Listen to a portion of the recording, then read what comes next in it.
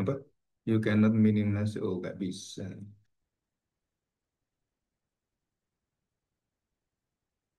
Berarti gini aja. Ya, ya, oke. Kita kita lanjutkan ya. Kita belajar tentang filsafat kosmologi dan di dalam iman Kristen kita masukkan dalam providensia Allah atau providence of God ya dalam teologi. Nah, kita akan membawa seluruh pelajaran kita atau mungkin eh, isi dari pelajaran ini tujuannya tuh mahasiswa diharapkan untuk memahami beberapa hal yang penting tentang filsafat ya, tentang cosmological sebagai cabang filsafat dan berkaitan beririsan lah, berelasi dengan teologi khususnya yaitu providensia gitu ya. Jadi tentang bagaimanakah alam semesta yang terjadi kalau kita udah tahu bahwa alam menciptakan semesta alam, udah beres. Tapi pandangan kosmologis nggak seperti itu. Nanti kita pelajari sampai teori yang baru tentang dunia yang berasal dari kekacauan atau berasal dari kegelapan atau Big Bang, ya, dari titik hitam, black hole, dan bermacam-macam teori yang ada. Dan itu semua orang-orang yang sangat luar biasa jenius ya. Nah, kita belajar apakah mereka benar nggak, gitu. Sepintar-pintar manusia itu, ya, tetap, tetap kita harus melihat bahwa Allah itu berdiri di atas segalanya. Jadi jangan sampai kita jatuh dalam pengertian sains murni. Artinya sains murni itu tanpa kaitannya dengan Alkitab dan kita tersesat nanti. Dan kedua, kita akan menjelaskan secara jelas, terperinci tentang apa itu providensia Allah dalam kerangka teologi Injili ya, atau teologi Arifan.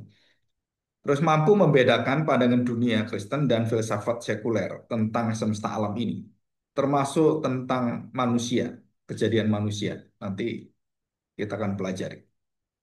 Ya, nah, sekarang kita melihat tentang kosmos. Kosmos itu artinya semesta alam ya, atau dunia, bukan hanya dunia yang planet kita ya, bumi bukan, tapi segala sesuatu yang berkaitan dengan semesta alam. Jadi dalam kosmologi ini kita belajar kajian tentang asal-usul, struktur, dan hukum alam semesta.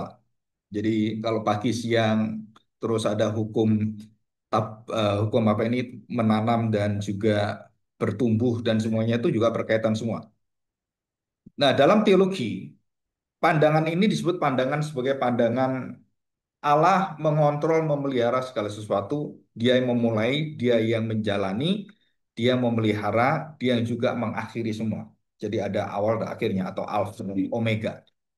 Nah, sedangkan filsafat yang dianut oleh para tokoh filsafat itu hampir semuanya filsuf itu eh, tidak memiliki konsep Tuhan seperti yang kita dapat ya. Ini kayaknya segel sedikit.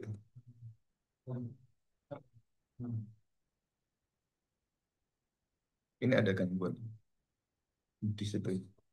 Bisa, ya. Gue sambil jalan aja. Ya.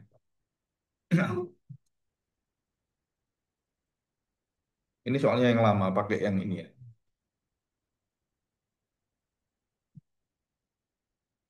Kayaknya di situ, di rumah yang sana. Nah, kita kan melihat cosmological yang dianut oleh Plato. Plato memberitahukan kita tentang gambaran cosmological itu alam semesta berasal dari bentuk yang ideal, ya dari bentuk-bentuk yang berasal dari apa yang ada di bumi kita ini. Dan kedua adalah Aristoteles. Ya, Aristoteles mengatakan alam semesta itu bersifat tidak ada awal dan akhirnya. Jadi dia sudah bisa menduga itu ya, tidak ada awal dan akhirnya. Tidak berawal dan tidak berakhir, itu artinya juga bersifat ya selama-lamanya ada di situ. Ya. Terus Stoa, nah Stoa ini lebih dekat dengan Injil Yohanes ya. berkaitan dengan sistem yang pemikiran tentang logos. Stoa adalah dunia ditentukan oleh logos yang rasional dan imanen. Jadi ada yang merancang.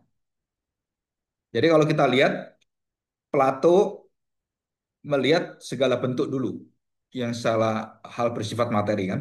Terus dilihat dan di belakang itu ada yang non materi. Nah, itu ada dunia materi non materi. Nah, dunia tertinggi itu dunia yang bukannya materi, dunia yang non materi, yang roh itu. Jadi Plato punya pikiran bahwa tubuh kita ini itu seperti penjara bagi jiwa kita yang mengekang kita. Roh itu sebenarnya itu sangat tak terbatas sebenarnya. Tapi karena kita punya tubuh ya kita bergerak berdasarkan kemampuan tubuh kita. Terus Aristoteles itu mulai maju lagi. Apa majunya? Dia melihat kalau sesuatu bergerak, bergerak, bergerak, berarti ada sesuatu yang menggerakkan semua yang ada. Ini argumen Aristoteles yang kita pelajari ya, 5 argumen itu. Penggerak yang tidak digerakkan segala sesuatu, nah itu yang merupakan sumber daripada segala yang hidup. Jadi tidak menyebutkan tentang adanya Tuhan, ya, tidak menyebutkan adanya Tuhan, tetapi dia mengatakan bahwa yang menggerakkan, yang menghidupkan, yang mengawali, yang menyebabkan, dan yang mengakhiri, dan yang menyelesaikan itu disebut sebagai yang kekal itu, ya, yang kekal, bukan Tuhan ya. Ini nggak ada konsep Tuhan. Nah, Stoa lebih masuk lagi adalah ada yang mendesain. Siapa dia? Adalah Logos. Jadi Logos ini adalah satu, kalau kita ngomong itu, Logos itu,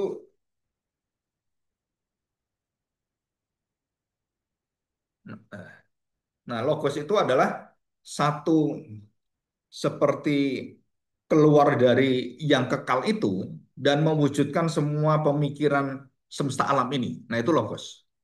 Nah, kita tahu Yohanes pasal 1 ayat 1 dikatakan tentang logos ya sampai pasal selanjutnya, ayat selanjutnya dikatakan bahwa logos itu adalah Kristus, logos itu adalah Allah. Nah, ini nggak ada sistem tentang Allah. Nah, di dalam dunia modern, cosmological khususnya oleh Newton, ya, Newton yang kita punya teori gaya itu kan, tentang bagaimana dia menemukan apel yang jatuh kemudian tenggelam dan semuanya berat jenis itu ya. Terus Descartes juga sama. Ya Descartes itu mengatakan alam itu sesuatu yang mekanis. Jadi bergerak berdasarkan sesuatu yang sudah diatur mekanis gitu. Nah, dari pikiran modern Newton Descartes ini kemudian muncullah disebut sebagai deisme. Percaya adanya Allah, tetapi Allah itu membuat satu sistem mekanis dan kemudian dilepaskan bergerak sendiri ya, kayak mesin kan. Mesin cetak, mesin apa, mesin mobil gitu kan jalan sendiri dia, seperti itu. Nah, itu deisme. Jadi Allah itu hanya mengawali dan dia tidak bercampur campur tangan berurusan dengan yang sudah diciptakan, ya udah dibiarkan gitu. Itu deisme. Nah, kita tidak terima ini. Kenapa? Karena ya jelas bahwa alam mengatur segala sesuatu, yaitu iman kita. Nah, bagaimana dengan cosmological kontemporer? Nah, kosmologi kontemporer dengan teori yang paling paling terkenal adalah Big Bang dan juga kedua black hole atau teori dari Karl Marx yang dikembangkan ke dalam segala sesuatu cabang ilmu termasuk biologi, kosmologi dan semuanya itu adalah evolusi kosmik. Nah, setelah teleskop Hubble dengan generasi yang baru dan bisa melihat jauh lagi ke belakang ke daerah yang lebih luas sampai triliunan tahun cahaya. Nah, jadi ini kita ngomong bukan 1 kilometer 2 kilometer ya, triliun tahun cahaya. 1 tahun cahaya itu kecepatan dan 1 detik itu cahaya itu bisa menempuh lebih dari 13.000 kilometer 1 detik. Nah, kalau 13.000 kilometer kira-kira bumi ini dilingkari 1 detik itu kecepatan cahaya bisa kira-kira nggak sampai nggak sampai satu satu detik itu kita bisa melingkari bumi lebih dari 2 3 kali. Ya. Nah, kenapa dihitung tahun cahaya? Karena kita sudah tidak bisa memakai lagi tahun kronologis. Jam, detik nggak bisa. Kenapa? Karena tempatnya terlalu jauh. Ngerti ya? Kalau kita timbangan kan, oh ini 1 ons. Kalau berat apa? Ya kilo. Kalau berat apa? kuintal kan 100 kan. Kalau lebih berat apa? Ton. Lebih berat lagi ya, ton-ton. Lebih berat ya, ton-ton-ton-ton-ton gitu kan. Itu nggak tahu berapa itu. Kalau nyimpen di ini hard disk dulu kan ya kilobyte, ya kan? Kilobyte. Terus masuk ke dalam setelah kilobyte megabyte. Terus kemudian gigabyte. Kita masuk terabyte. Nah, setelah tera apa? Ada lagi nanti. Sudah ditemukan kan? Cuman kita nggak tahu. Nah, segala ukuran manusia semakin dia maju pikirannya, dia semakin mengenal apa? Dia semakin mengenal hitungan-hitungan yang tambah jauh, tambah jauh, tambah jauh. Akhirnya ujungnya apa? Tak terbatas. Jadi cosmological orang-orang filsuf itu dia menyelidiki sesuatu dan kemudian dia menuju ke tempat dari proses itu. Akhirnya mereka mengatakan bahwa mereka nggak tahu.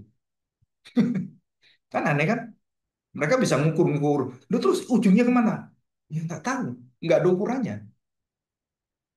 Nah, sesuatu yang tidak ada ukurannya, baik itu waktu, detik, berat, terus kemudian tinggi badan, dan semuanya, itu disebut sebagai apa? Sesuatu yang tidak terhitung, tidak bisa hitung, atau tidak terbatas, itu miliknya siapa? Ini miliknya Tuhan.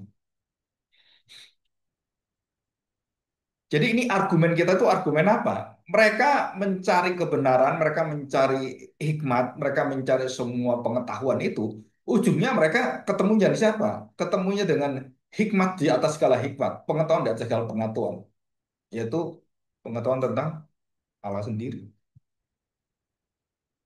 Jadi bisakah manusia menempuh ke sana? Jawabannya nggak bisa. Nah, yang terbaru sekarang ini ada namanya kan cosmological itu dalam pikiran orang-orang filsuf itu sama dengan ya planet kita lihat bumi berputar dengan matahari itu kan deket kan dan kemudian ada sistem galaksi galaksi ada sistem galaksi dan sekarang ditemukan apa universe oh ini satu universe wah itu seluruh universe yang ada satu galaksi gitu kan itu disebut sebagai sesuatu yang besar namanya universe terdiri dari ini. Dan yang heran lagi ditemukan dengan teleskop yang baru yang bisa menjangkau ada bukan satu universe ada ribuan bahkan miliar universe. Bayangkan ya, tadi triliun cahaya. Nah, kesononya nanti berapa?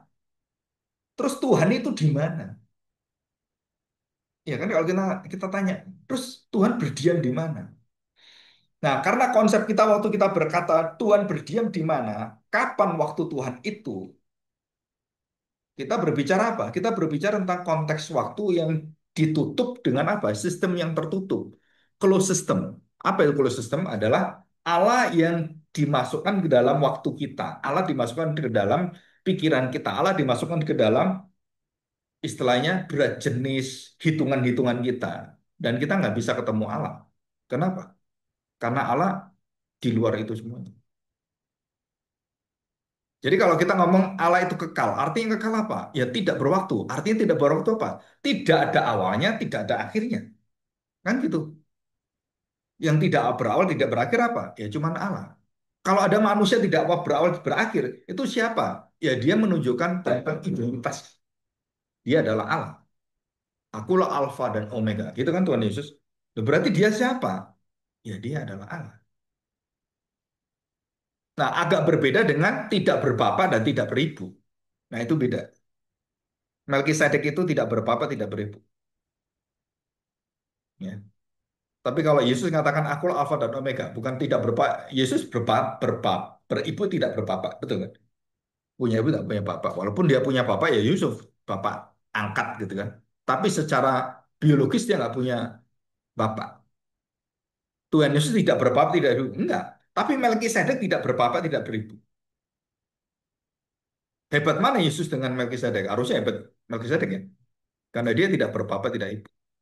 Nah, dari pikiran kita yang seperti filsuf tadi, memikirkan tentang Allah itu dalam konsep waktunya, dalam konsep pikirannya, terus Allah itu menjadi Allah yang kerdil. Allah yang dengan pikiran kita, kita turunkan Allah itu dengan membentuk Allah sendiri sesuai dengan kemampuan kita berpikir, yang dinamakan ilah-ilah. Nah, itu berhala-berhala. Di situlah dia melihat, oh berarti Allah itu jauh seperti bintang. Oh bintang itu adalah dewa kita, dewa bintang, gitu kan? Yang dinamakan dewa-dewa matahari, Ra, dan banyak dewa yang lain. Dewa kesuburan, dewa kenikmatan, dewa Artemis. Dan semua dewa-dewa itu, dewi-dewi itu bentuk daripada wujud pikiran manusia. Sehingga waktu patungnya Dewi Artemis, karena dia memberikan kenikmatan, maaf, ini bagi yang perempuan, buah dadanya itu banyak. Pernah lihat patung Dewi Artemis? Hmm. Belum. Nah, coba ya. Coba saya kasih. Patungnya Dewi Artemis. Coba saya share ya. Ya, supaya kita tahu. Artemis God.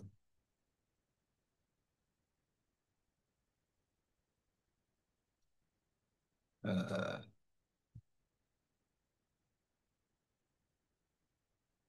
nah, ini aja yang jelas. Nah, ini bukan buah mangga, bukan ya? Ini, ini buah dada. Buah dadanya banyak. Kenapa? Memberikan kenikmatan, memberikan kehidupan, memberikan kesuburan, menyusui anak, dan itu semuanya. Dan di setiap benua atau setiap kebudayaan yang modern maju, seperti di Jawa namanya Sri Rezeki, betul kan? Di China namanya Dewi Kuan Yin, dalam bentuk berbagai macam. Kalau di kita, nah di kekristenan atau ya iman Kristen yang ada yang mulai ada itu dianggap Maria tuh punya fungsi seperti Dewi Kuan Yin. Jadi menjadi doa gitu kan. Nah, kenapa reformasi menolak itu? Karena itu konsep mengilahkan. Ya. Saya nggak tahu Katolik punya pendapat dan pikiran apa sehingga Maria itu bisa menjadi pengantara doa kita kepada Tuhan Yesus. Tuhan Yesus pada Bapaknya, jadi pengantaranya banyak. Nanti bukan hanya Maria, Santo dan Santa itu bisa jadi pengantara doa kita. Jadi banyak nanti gitu. Padahal kita nggak ada pengantar. Pengantarnya cuma satu, Kristus, nggak ada yang lain. Dan Alkitab tidak mengajak. Jadi ini patungnya ya, ya, ini patungnya. Oke. Nah, sekarang kita tutup. Nah, kita masuk. Ya. Oke, ini udah ya. Nah, kita masuk ke dalam materi selanjutnya. Nah, nah kita sudah belajar argumen tentang, saya ulang sedikit ya, tentang 5 argumen yang ditulis dan juga yang sudah dirancang dan dijadikan satu bahan sistematik, natural systematic theology oleh Thomas Aquinas yang dinamakan Quinque Viae. Masih kita pelajari kan? Apa itu? Dikatakan sebagai five ways, 5 cara kita mengenal Tuhan. Maksudnya tanpa adanya wahyu, kita tahu Tuhan. Yang kita pelajari dalam Roma pasal 1, bahwa keilahian Allah itu ada dalam hati nurani kita, dalam jiwa kita, dan kita tidak bisa beralasan membantah dan menolak adanya Tuhan. Orang sehebat sepintar apapun, kalimatnya itu pasti akan menggugurkan dia sendiri kalau dia menentang Tuhan. Ajarannya sama. Dan yang pertama kita lihat, yang kita eh, review sedikit ya, dikatakan bahwa segala sesuatu itu ada hidup dan bergerak. Segala sesuatu bergerak digerakkan oleh sesuatu yang lain. Nah, sesuatu yang menggerakkan itu digerakkan oleh sesuatu yang bergerak yang lain. Di sesuatu yang bergerak, bergerak, bergerak itu ada penggerak yang tidak digerakkan oleh siapapun. Penggerak itulah mengawali segala gerakan dan segala kehidupan, segala sesuatu yang ada. Nah, itu disebut sebagai dialah yang maha ada, maha tinggi. Dialah Tuhan. Ini yang pertama. Kenapa? Karena dialah yang menyebabkan segala sesuatu terjadi pertama kali. Nah, di dalam Kolose pasal 1, kita buka Kolose pasal 1. Ya. Dalam Kolose pasal 1. Dan ini banyak disalah tafsirkan oleh saksi Yehova ya. Nah, ayat 15 dikatakan di sana niscaya keutamaan, keunggulan atau keutamaan, keutamaan Kristus. Ia adalah gambar Allah yang tidak kelihatan yang sulung, lebih utama dari segala yang diciptakan karena di dalam dialah telah diciptakan segala sesuatu. Jadi dia itu tidak diciptakan, tapi dia yang menciptakan, mengadakan segala sesuatu.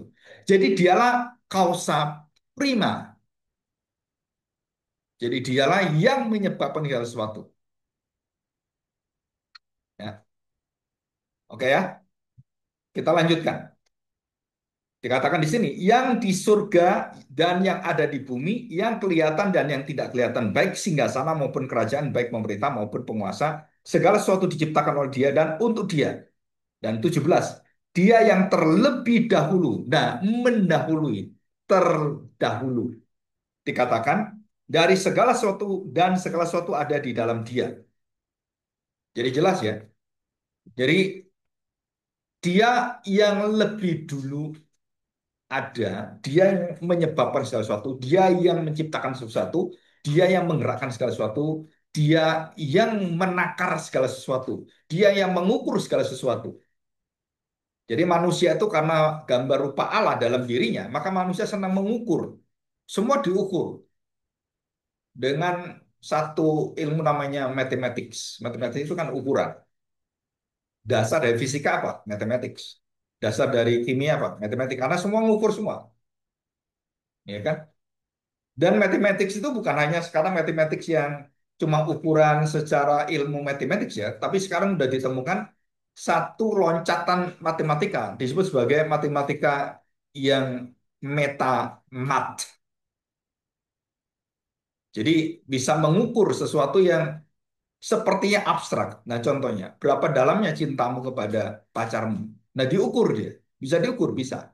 Dengan apa? Dengan mathematics. Pernah ngukur nggak? Gimana ngukurnya kan? Ya kan? Nah, kemudian ditemukan satu getaran yang bisa mendeteksi waktu kita ngomong saya senang, saya cinta, itu frekuensinya tuh akhirnya gelombangnya beda. Nah, itu. Jadi kalau orang itu senang sekali dengan orang itu, wajahnya merah kalau perempuan. Kenapa merah? Ada gelombang kemudian dalam darahnya itu yang mendidih gitu kan. Akhirnya wajahnya merah. Khususnya pipinya merah gitu kan. Bukan matanya merah, sakit. Ya kan? Nah, waktu itu bergelombang, nah matematika kemudian melihat, oh berarti ini bisa dilihat, bisa ada perubahan, bisa diukur. Nah, segala sesuatu yang berubah dan terlihat itu menurut matematika yang dikatakan tadi, yang matematika yang meta matematika itu bahwa semua bisa diukur. Termasuk universe yang di luar universe namanya metaverse. Ya, meta itu yang melampaui dari apa yang ada gitu. Metafisika. Nah, itu juga ya. Itu cara meta-meta gitu ya. Sekarang ada ini kan Meta kan, yang Facebook kan Meta dia, namanya Meta. Nah, kenapa? Karena dia ingin menghadirkan dunia yang tidak nyata itu menjadi dunia nyata. Terus dia punya ini kan, teropong visual tahu ya, virtual ini kan. Nah, kalau kita lihat itu, kita main golf, kita bertarung, itu betul-betul bertarung. Saya mau jadi MMA gitu kan. Nah, saya kayak bertarung kan. Tapi pakai ini dia. Lawan saya siapa? Oh, lawan saya Conor McGregor atau Khabib gitu kan. Ayo, saya mau melawan dia. Dan kemudian dites. Baru pertama kali tek langsung dibanting kita back. Udah kalah gitu. Kenapa? Ya, karena kita nggak terlatih. Begitu dipegang perut kita gitu, wah kita nggak bisa gitu. Terus ada juga sepak bola, main pedang, ya kan, Mobile Legend gitu kan. Dan banyak itu sekarang ada Seven Knight yang baru dari Korea. Katanya bagus. Anak saya ngomong, itu bagus Pak, itu Pak. Lagi promo besar-besaran dia. Ini sudah berapa ya? Udah udah 1 juta mungkin ya. Kalau yang Mobile Legend itu kan udah ratusan juta itu ikut. Dan itu bisa dijual loh, toko-tokonya. Kalau kamu bisa tingkat tertinggi, itu bisa jual kamu. Itu ponakan saya 15 juta, dibeli. Dijual lah. Ada passwordnya kan dijual. Waduh, itu dunia lain itu ya. Ya, oke, ini gerakan ya. Jadi kemudian yang kedua itu sebab akibat. Jadi kenapa ini ada? Oh, sebabnya ini karena ada yang menggerakkan itu berarti ada yang menyebabkan. Kenapa saya ada? Ya karena ada papa saya. Loh, kenapa papa saya ada? Karena ada papa saya melahirkan papa-papa yang melalui mama saya. Jadi papa mama saya dari mana? Ya dari mama papa saya. Iya kan? Nenek kan? Nah, nenek itu kan mamanya mama. Kalau nenek kemudian nenek yang neneknya mamanya nenek, namanya itu disebut sebagai mamanya mama, ya kan empat kan. Nah kalau Hawa itu apanya kita, mama kita gitu, ya nggak bisa habis mama sampai tahun sono kan, dan tidak ada bagaimana itu mengaitkan itu, tapi betul-betul terkait. Jadi kita ini mau tidak mau, sadar tidak sadar, penyebab kita hidup pertama kali orang membuat kita hidup adalah Adam dan Hawa, bukan penyebab penciptanya ya, tapi karena adanya dari sana. Nah, dari mana Adam dan Hawa ini kemudian ada? Nah, kita mendapatkan perbedaan antara filsafat umum dengan filsafat dalam iman Kristen. Apa itu? Satu kata disebut sebagai bara. Tahu bara? Jadilah. Allah menciptakan. Nah, waktu Allah menciptakan manusia, menciptakan terang dan kemudian hari ke-6 manusia, binatang-binatang. Saya tanya sekarang, dari mana Allah menciptakan itu? Berarti kan ada barangnya, ada bahannya, gitu kan? Nah, dunia sebab akibat dan bergerak tadi dan nilai-nilai lain itu selalu ada sebelumnya. Sedangkan Allah waktu mengatakan Allah menciptakan, dia menciptakan belum ada apapun dan tidak berasal dari apapun, namanya mencipta. Menjadikan dari yang tidak ada, yang tidak jadi, yang tidak ada. Tidak ada, terus dibuat jadilah manusia. Jadi manusia itu dari mana? Ya nggak dari mana-mana. Dari apa? Ya dari kekuatan Tuhan. Bahannya bisa dimengerti, bisa. Manusia bahannya dari mana? Tanah kan, debutan tanah. Terus kemudian dikasih roh Allah. Nah itu bahannya. Tapi asalnya manusia dari mana? Ya dari Allah. Kok bisa jadi manusia? Oh bahannya ini. Terus manusia dari mana? Ya dari Allah. Terus Allah dari mana? Ya nggak dari mana-mana. Ya dari diri. Nah waktu filsafat mengerti tentang Allah itu, dia selalu bergantung pada sesuatu yang berada di belakangnya. Ada penyebabnya, ada yang menggerakkannya, ada yang menilainya, ada yang mengukurnya, ada semua itu. Begitu dia tanya, loh terus ini ujungnya kemana? Nggak tahu dia. Apa itu? Yaitu yang omni. Nah, istilah omni keluar. Oh, itu yang maha. Nah, siapa dia? Yang nggak tahu semuanya. Maka Paulus waktu di Areopagus, waktu di Tiranus, dan waktu dia berjalan di ini Athena, dia melihat ada satu tempat penyembahan dan dikatakan kepada Allah yang tidak aku tahu. Nah, itu puncak dari pengetahuan yang tertinggi dari filsafat apa ya? Nggak tahu, tahu kamu. Puncak pikiran yang paling pinter, yang paling berpengetahuan pada waktu dia sudah pada puncaknya apa? Dia mengatakan pada Allah yang aku tidak tahu. Tahumu apa? Belum tahu, banyak yang belum tahu berarti. Jadi yang kita tahu itu menunjukkan apa? Bahwa kamu belum tahu apa-apa. Nah, saya tanya sekarang. Kamu bisa ngerti binatang, semua bisa ngerti nggak? Satu binatang saja, kuda lah. Kamu tahu nggak pola hidupnya, ngengeknya, pipisnya kuda, tahu nggak? Bagaimana kuda melahirkan, bagaimana kuda kawin, iya kan? Yang kita tahu, oh kuda berkaki empat kan sederhana kan? Tapi satu kuda itu dipelajari, oh kuda itu kalau kita tahu ekornya itu bisa untuk membuat satu tali yang bisa mengangkat motor tank. Nah, kita tahu. Loh, maksudnya apa, Pak? Nah, kemudian ilmu pengetahuan disajikan.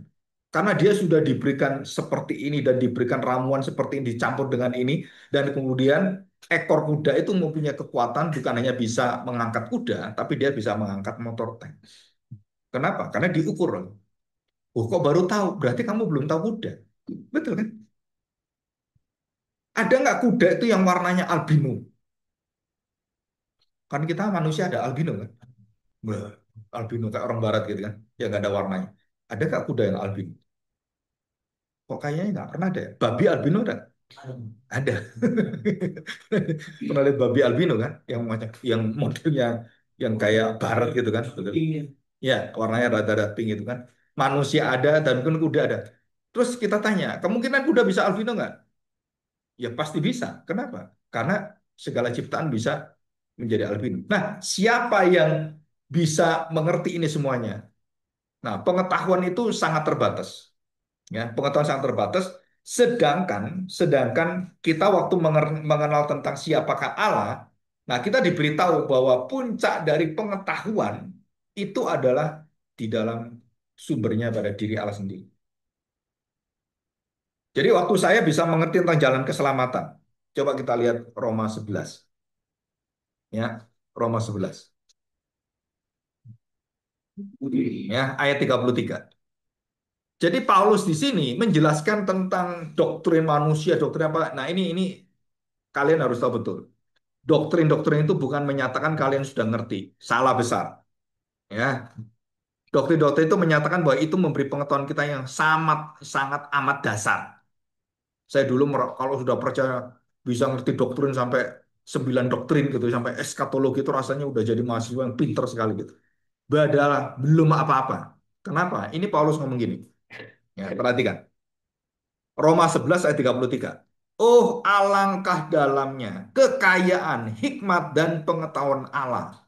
Dan apa yang dikatakan oleh Rasul Paulus? Sungguh tak terselidiki keputusan-keputusannya. Dan sungguh tak terselami segala jalan-jalannya. Nah, saya tanya sekarang, Paulus ngajar kita doktrin kan? Kita kan belajar dari Rasul kan doktrin. Wah dia.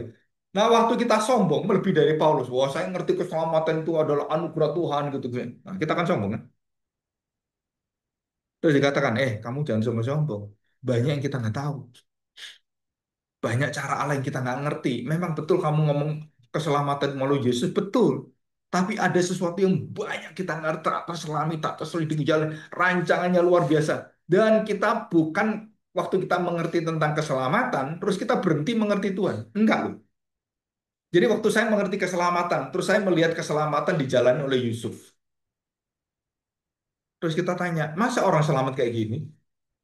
Perjalanan hidupnya penuh dengan pembuangan, dibuang saudaranya, dijual saudaranya, ditipu orang, dari penjara satu ke penjara yang satu, penjara satu ke penjara satu, kan gitu kan?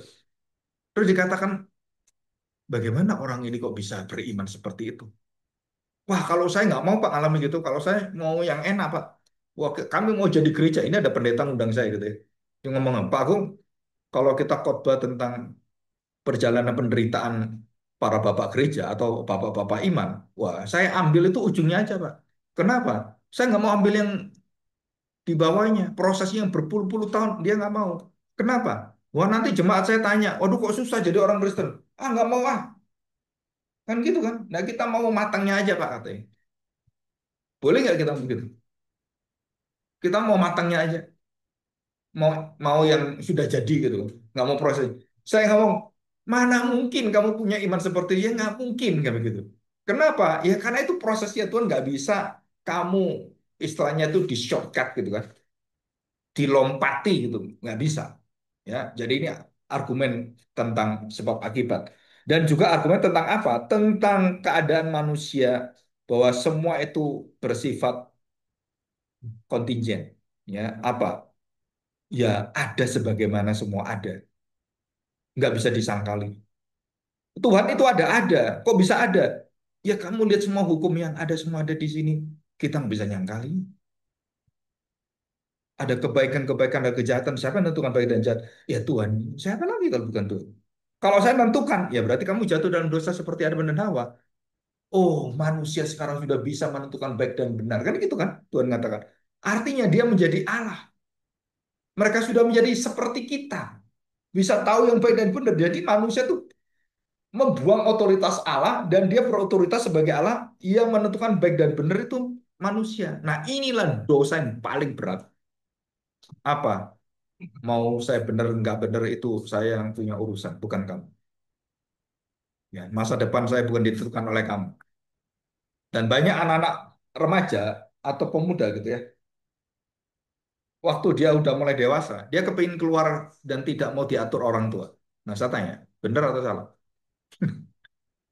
Pak, mah, bu, bapak, ibu, saya nggak mau lagi diatur-atur. Saya pengen bebas. Nah, saya tanya sekarang, saya ingin bebas. Terus kamu keluar. Waktu kamu keluar, kamu berada di manapun ada hukumnya, ada aturannya. Kamu mau kerja ada aturannya, jam sekian, jam... Tidak ada di dunia ini tanpa ada ukuran. Nggak ada kehendak bebas tanpa diberikan satu perintah untuk melimitasinya. Tidak ada kebebasan yang tidak dibatasi. Jadi kalau orang katakan manusia memiliki kehendak bebas, saya tanya, dari mana kamu ngomong gitu? Tunjukkan ada kebebasan manusia dalam hidupmu. Mau bebas, ya. Kalau di Bali ada satu tempat pantai apa itu eh, yang Kuta yang seberang sana, saya lupa. Dan kalau kita pakai pakai baju, kita disuruh keluar, harus telanjang, sanur juga, atau yang baru yang di atas itu. Jadi saya sekarang pakai baju, saya harus sopan kan. Masuk ke daerah yang nudis, yang ada tulisannya, yang berbaju nggak boleh masuk, gitu kan. Terus saya masuk sana, diusir kamu. Kenapa? Ya kan ada aturannya. Oh nggak peduli saya bebas, ya nggak bisa, itu bukan milikmu kan. Nah waktu kita ngomong bebas, ya bebas dengan tempat di mana kamu bebas. Tapi di luar tempat bukan milikmu, bukan wilayahmu, bukan otoritasmu, ya kamu harus ikut. Ada kebebasan? Ya nggak ada. Saya tanya, waktu kamu lahir kamu bebas nggak? Hah? Kok hilang?